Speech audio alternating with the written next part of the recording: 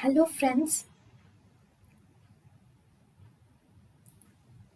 Welcome to Creative Medicine.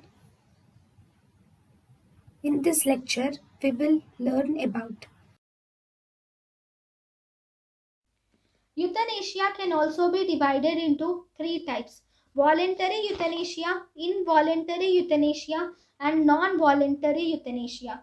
Voluntary euthanasia: when a patient is in stable mind and healthy, he can elicit a living will stating that if at all in any time of the life, if the patient goes into a condition where he has to be maintained artificially for a longer period of time and he does not want it, and in such case he has to be allowed to die in his own dignity.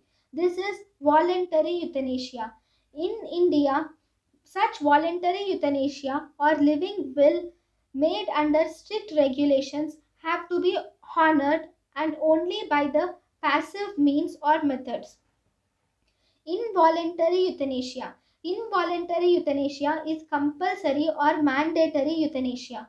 Even without the consent of the person, though even without the consent of the person, involuntary euthanasia can be done.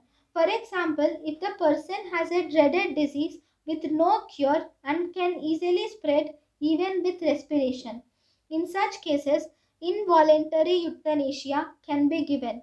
Non-voluntary euthanasia. Here, patient is not in a position to give consent and the patient is in coma. Active euthanasia is killing the patient, whereas passive euthanasia is letting the patient die.